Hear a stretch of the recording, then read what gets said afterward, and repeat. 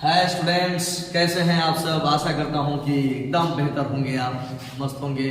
पढ़ाई का इस समय समझिए कि सीजन अर्थात त्यौहार चल रहा है। और यह त्यौहार मैं इसलिए कह रहा हूं कि ये 3 महीना जो है आपके लिए थोड़ा सा मुश्किल होने वाला है। रातों में नींद नहीं पड़ रहा होगा। खैर, सोने के लिए तो उम्र जब बीत जाएगा तो मुझे लगता है कि मरने के बाद जब सोइएगा तो फिर जगाने वाला कोई नहीं रहेगा। इसलिए जब तक जीवन है तब तक संघर्ष कीजिए, नींद को अपने से दूर कीजिए और आइए एक नए उड़ान के साथ, नए सपने के साथ एक बार फिर से हमसे जुड़िए और एक नए जिंदगी की शुरुआत कीजिए। 10th और 12th में बेहतर कीजिए और उसके बाद अपने लक्ष्य को प्राप्त कीजिए। चलिए चलते हैं इसी कदम। मैंने भी कुछ आपके लिए उठाया है और आप भी पढ़ाई के प्रति जो कदम उठाए हैं काफी सराहनीय है। चलिए हम चलते हैं आज के नए वीडियो के साथ। आज हम बताएंगे बिहार बोर्ड के लिए कुछ special only for 10th class के लिए कुछ स्पेशल परिभाषा जो कि बराबर पूछे जाते हैं। निश्चित रूप से आप बेहतर इसे सुन पाएंगे, बेहतर समझ पाएंगे। तो कुछ वैसे परिभाषा है जिसको आपको जानना बेहतर बेहद ही जरूरी है। तो चलिए हम चलते हैं सबसे पहले परिभाषा में। प्रकाश का प्रकीर्णन क्या है? प्रकाश का प्रकीर्णन क्या है? टिंडल प्रभाव क्या होता है? प्रतिबिंब क्या है? प्रतिबिंब में जो वास्तविक और काल्पनिक होता है उसमें अंतर क्या है? प्रकाश के प्रवर्तन के नियम क्या है? ये ऐसे क्वेश्चंस हैं जो काफी महत्वपूर्ण हैं। ये फर्स्ट चैप्टर का क्वेश्चन है। ऐसे ही मैं लगातार सेकंड थर्ड करता रहूंगा और मुझे लगता है कि बहुत जल्द ही हम लोगों का जो लॉन्ग क्वेश्चन है प्रीवियस मैंने लगातार वीडियोस में बनाया है वो खत्म हो जाएगा, फिर शॉर्ट क्वेश्चन तब चलेंगे। सबसे पहले प्रकाश का प्रकीर्णन समझते हैं कि आखिर प्रकाश का प्रकीर्णन क्या होता है। ठीक है, प्रकीर्णन के बारे में देखिए। प्रकीर्णन का मतलब क्या होता है ये समझना जरूरी है।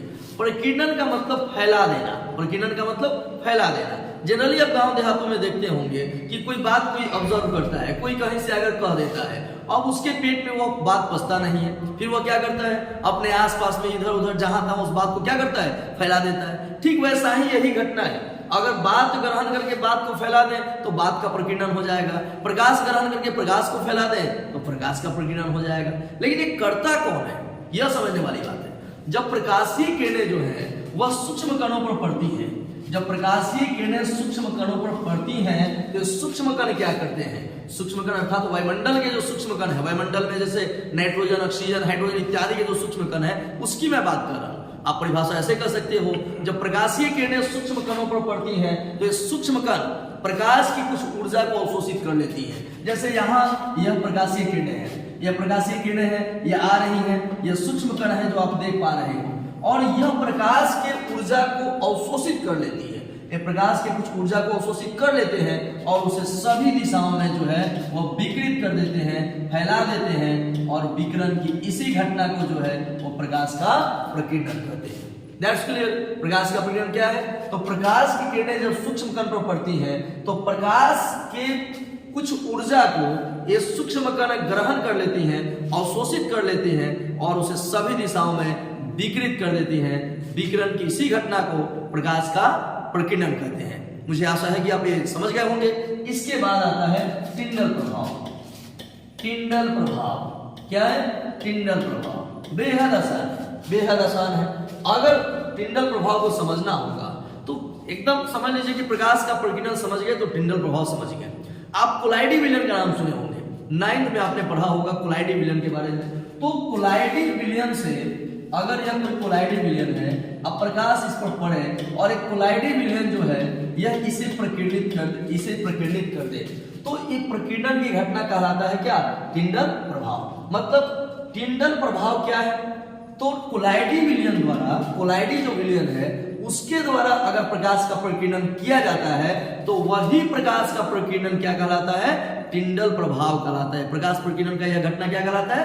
टिंडल प्रभाव कहलाता है। मतलब कोलाइडी विलयन से प्रकाश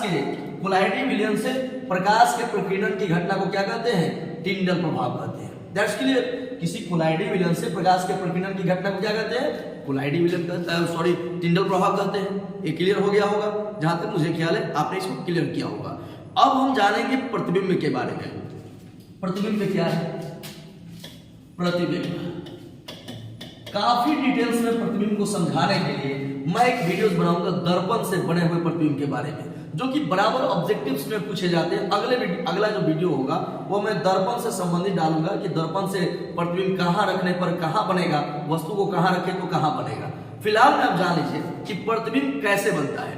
जैसे मान लीजिए कि मैं खड़ा हूं यहाँ, ठीक है, तो अगर कहीं से लाइट आ रही है, प्रकाशीय किरणें आ रही है, तो हमारे शरीर पर पड़ रही है।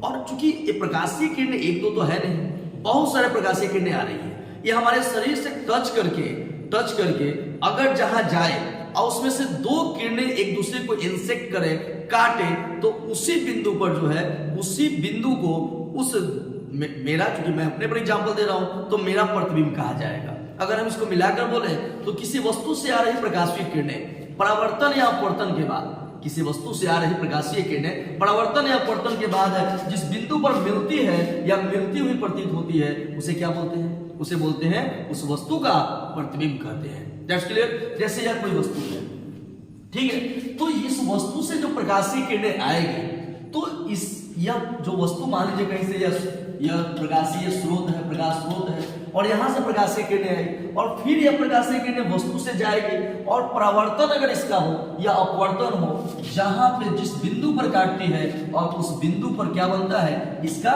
प्रतिबिंब बनता है। ठीक है, तो हम कह सकते हैं कि किसी वस्तु से आ रही प्रकाशीय किरणें परावर्तन या अपवर्तन के बाद जिस बिंदु पर मिलती है या मिलती हुई प्रतीत होती है, उसे हम क्या बोलते हैं? उसे हम प्रतिबिंब कहते हैं, उस वस्तु का प्रतिबिंब कहते हैं। प्रतिबिंब कितने प्रकार के होते हैं? दो प्रकार के होते हैं। कौन कौन? प्रतिबिंब दो प्रकार के होते हैं। एक होता है वास्तविक प्रतिबिंब। क्या होता है? वास्तविक प्रतिबिंब, वास्तविक प्रतिबिंब। और एक होता है काल्पनिक या फिर आभासी प्रतिबिंब। क्या होता है? काल्पनिक या आभासी प्रतिबिंब। इसको काल्पनिक कहिए या आभासी कहिए, काल्पनिक या आभासी।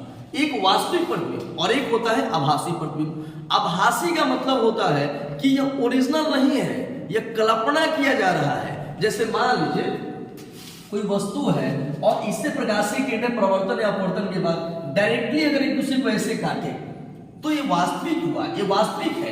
लेकिन अगर यह वस्तु है, अब प्रकाशीय किरणें डायरेक्टली न काटे, हम डॉटेड लाइन से उसे बढ़ा रहे हैं, उसके बाद डॉटेड लाइन का मतलब क्या? हमने अपना से बढ़ाया है, हमने इसको कल्पना किया है। तो हम कैसे कर सकते हैं? तो अगर वास्तविक और काल्पनिक प्रतिबिंब के बारे में अगर हम अंतर समझाना चाहें तो बस दोनों के बारे में गुण समझ लीजिए। कहा जाएगा कि वास्तविक किरणों के कटान से, वास्तविक किरणों के कटान से बनने वाले प्रतिबिंब को वास्तविक प्रतिबिंब कहते हैं। और काल्पनिक में क्या कहेंगे कि काल्पनिक किरणों के कटान से बनने वाले प्रतिबिंब को काल्पनिक प्रतिबिंब कहेंगे। That's clear. वास्तविक किरणों के कटान से बनने वाले प्रतिबिंब को वास्तविक प्रतिबिंब, काल्पनिक किरणों के कटान से बनने वाले प्रतिबिंब को काल्पनिक प्रतिबिंब कहते हैं। वास्तविक जो प्रतिबिंब होता है हमेशा सीधा होता है। कैसा होता है? वास्तविक जो प्रतिबिंब होता है हमेशा उल्टा होता है, काल्पनिक प्रतिबिंब हमेशा सीधा होता है। वास्तविक प्रतिबिंब कैसा होता है? हमेशा उल्टा होगा। जो वास्तविक प्रतिबिंब बनेगा वो हमेशा उल्टा होगा, जबकि काल्पनिक प्रतिबिंब कैसा होता है? हमेशा सीधा बनेगा। वास्तविक प्रतिबिंब को आप पर्दा पर उतार सकते हैं, उसका जो है पर्दा पर उसको उतारा जा सकता है, उसको दिखाया जा सकता है, लेकिन काल्पनिक प्रतिबिंब को पर्दा पर नहीं उतारा जा सकता है। आप, यह काफी महत्वपूर्ण है।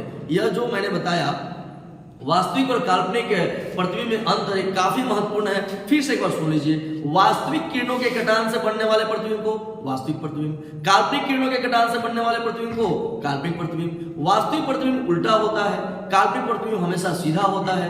वास्तविक प्रतिबिंब को पर्दा पर उतारा जा सकता है, जबकि काल्पनिक प्रतिबिंब को पर्दा पर नहीं उतारा जा सकता है। जैसे कि मान लीजिए कि आपके मन में ख्याल आया कि आप सोच रहे हो कि हाँ मैं अमिताभ बच्चन के बारे में दिमाग में सोच रहा हूं, तो क्या आपका जो सोच रहे हो, तो क्या आपके सोच को पर्दा पर उतारा नहीं ना जा सकता है?